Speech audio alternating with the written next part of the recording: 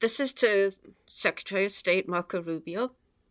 So, Mr. Rubio, Secretary Rubio, when all these assignments were made in the Trump administration, you were the only one. Well, I don't know for sure, but it seems to me that you were the only one who wasn't like faced with a general outcry of, oh, he's unqualified or he's incompetent. Most of us thought, oh, thank goodness we've got a competent and qualified Secretary of State. So now, all of a sudden, we find that you are in Israel, bolstering up Netanyahu and advocating eliminating 2 million people by sending them out of their own country into neighboring countries.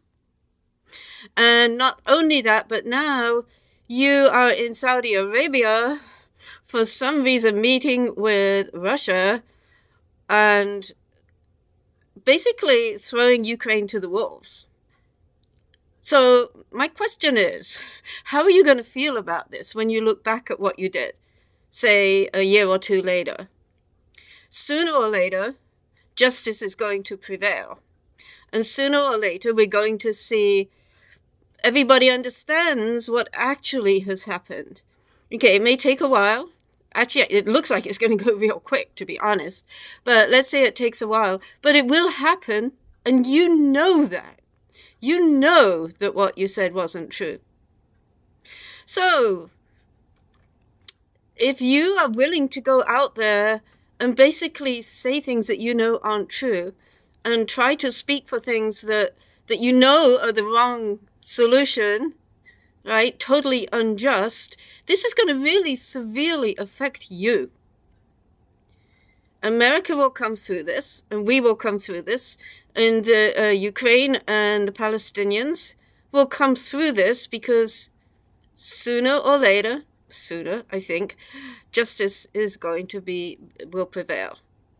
But how are you going to be at that point? If you want to be Secretary of State, I think you have to really decide whether you just want to say yes to everything you're told to say, or whether you want to stand up to it and say, well, yeah, but that's not true. How about we propose this? I mean, you could go as far as Liz Cheney did and like totally oppose what's going on, but you would definitely get fired. I would be in favor of that if I were you. I'd rather get fired than to lose myself in what I'm not forced actually, but being told to do. I still would have a choice. You still have a choice. What do you want to see? And I think you can already see that Europe is up in arms about everything that J.D. Vance said just yesterday, I think. So, do we really want to lose Europe? Do we not want to be friends with Europe anymore? Would we prefer to be friends with Putin's Russia? Would we prefer to be friends with Netanyahu, who even most of Israel don't like? So, actually, unfortunately for you, and I'm sorry about this, but you're the one who's in a position to be doing this, to be making these things happen.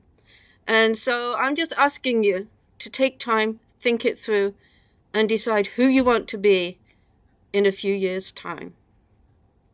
Thank you.